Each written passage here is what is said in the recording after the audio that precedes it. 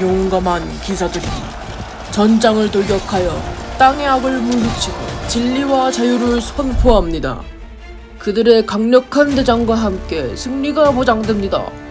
그런데 갑자기 대장이 검을 칼집에 넣었습니다. 그리고 배신이 일어나고 있습니다. 불가능할 정도로 부적의 챔피언이 끌려갔습니다. 어떻게 이런 일이 일어날 수 있습니까? 이제 기사들은 무엇을 할 것입니까? 이건 아마 예수님이 끌려갔을 때 베드로가 느꼈던 감정이었을 거예요.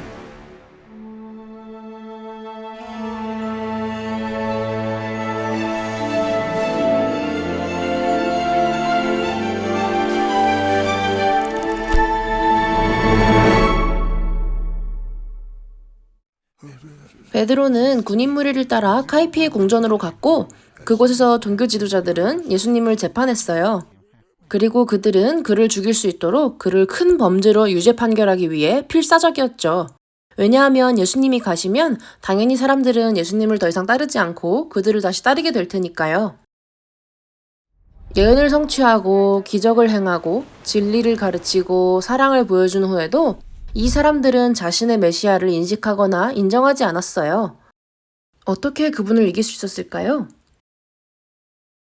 나는 결코 그분을 버리지 않을 거야. 절대. 하지만 오늘은 두려움과 불확실함으로 가득한 밤이에요. 오늘 밤 닭이 울기 전에 네가 나를 3번 부인하리라. 내가 주와 함께 죽을지언정 주를 부인하지 않겠나이다. 베드로의 강한 의지에도 불구하고 그는 흔들리기 시작했어요. 많은 사람들이 그가 예수님과 함께 있는 것을 보았다고 확신하고 그가 제자라고 증언했어요. 무슨 말을 하는지 모르겠어. 나는 그 사람을 모릅니다. 맹세하건대 나는 그 사람을 모릅니다. 안 돼. 수탉은 농장을 깨우는 것으로 알려져 있어요. 이것은 베드로에게 중요한 깨달음을 준 소리예요. 때때로 우리 모두는 약간 건방진 상태가 되어 우리보다 더 준비되어 있다고 생각할 거예요. 그리고 두려움과 박해와 혼란은 그리스도를 가장 충실히 따르는 사람들도 시험할 수 있어요. 본디오 빌라도는 유대를 다스리는 로마 총독이었어요. 그는 처형을 명령할 실질적인 권한을 가지고 있었어요. 그래서 적들은 로마식 처형을 하기 위해 예수님을 빌라도 앞으로 끌고 갔어요. 이른 아침에요. 빌라도는 기분이 좋을 리가 없었어요. 하지만 여전히 그는 예수님에 대한 비난에 대해 예수님께 질문했어요. 그리고 당연하게도 나는 이 사람에게서 죄를 찾지 못하였다. 네? 그들은 투덜거리며 말했어요. 그가 사회에 위협이 된다는 게 안 보이세요? 그래요. 하늘의 왕들과 자유에 대한 이 모든 생각들을 사람들의 머리에 넣었는데요. 빌라도는 눈을 굴렸어요. 잠깐, 예수는 갈릴리 출신이지? 내 관할이 아니군. 그를 헤롯에게 데려가고 난 아침을 먹겠어. 적어도 빌라도는 그저 자신의 일을 하려고 노력했어요. 하지만 예수님과 이야기를 나눈 후에도 여전히 예수님이 진정 누구인지를 보지 못했어요. 로마의 허가를 받아 갈릴리를 다스린 헤롯 안티파스는 훨씬 더 나빴어요. 이 미친 사람은 최근에 예수님의 사랑하는 사촌인 위대한 예언자 침례 요한을 처형했어요. 그리고 그는 아기 그리스도를 제거하기를 바라며 아기들을 죽인 바로 그 전혀 위대하지 않은 헤롯 대왕의 아들이에요. 그는 예수님과 즐거운 시간을 보낼 수 있게 돼서 매우 흥분했어요. 그분의 기적에 대한 소문에 헤롯은 일종의 마술쇼처럼 즐거움을 얻길 바랬어요. 그러나 예수님은 그를 완전히 무시하셨어요. 그는 어리석은 왕의 즐거움을 위해 놀아나시지 않을 거예요. 손가락을 튕기면 예수님은 이 사람을 불태울 수 있었어요. 하지만 예수님은 그렇게 하지 않았어요. 그래서 헤롯은 원했던 쇼를 보지 못해 매우 짜증이 났고 사악한 제사장들을 위해 그 예수님을 죽이는 것도 두려웠어요. 동시에 그는 그들에게 맞서서 그들의 지지를 잃는 것도 두려웠어요. 그래서 그는 예수님에게 왕족의 옷을 입혀서 유대인의 왕이라고 조롱하고 빌라도에게 돌려보냈어요. 한편 빌라도의 아내는 남편이 예수님을 처형하는 것이 얼마나 위험한 일인지에 대한 꿈과 예감에 괴로워 비단 베개를 뒤적였어요. 그녀는 빌라도에게 메모를 보냈어요. 저 무고한 사람을 보내주세요. 그러나 부패한 유대 지도자들과 그들의 하수인은 피를 요구했어요. 생각났어. 사람들이 석방을 제수를 선택하는 6월절의 전통은 이 무고한 사람의 처형을 막을 수 있을 거야. 그래서 빌라도는 운명적인 선택지를 줬어요.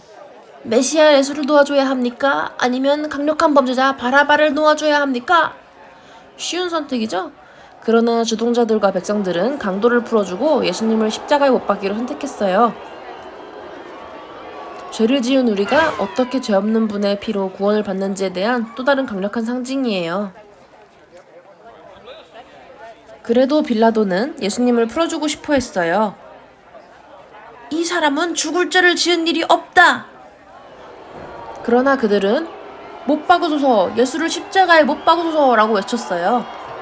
이것과 더 이상 관련이 없기를 바라며 역겨워진 빌라도는 사악한 폭도들에게 넘겨주고 상징적으로 자신의 죄를 깨끗이 씻기 위해 손을 씻었어요. 강력하게 그분의 무죄한 피로 우리의 죄를 씻고 깨끗하게 하는 것을 상징하기 위해 우리는 성찬을 취해요. 그래서 예수님은 처형당하기까지 야만적인 고문에 넘겨지셨어요.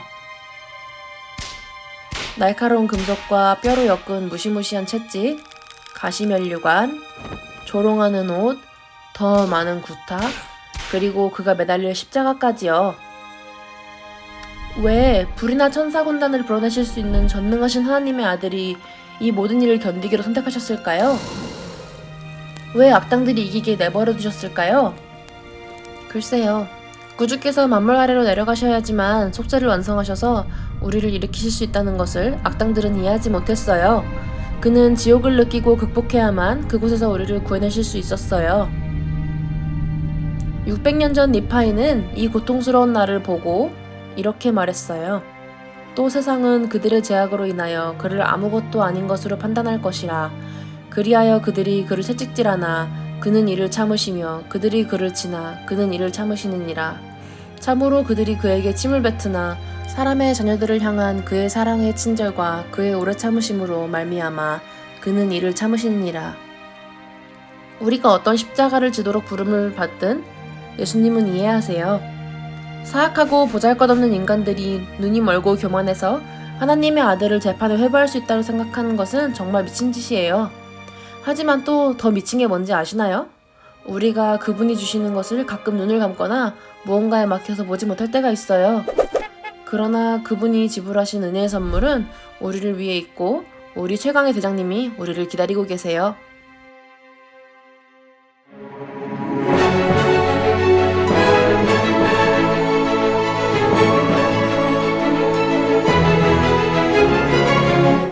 이 영상을 재밌고 유익하게 보셨길 바래요. 이제 여러분이 직접 경전과 그 뒤의 이야기까지도 공부할 차례예요. 계속해서 배우고 싶다면 말씀에 말씀을 더하고 어서 나를 따르라와 함께하세요.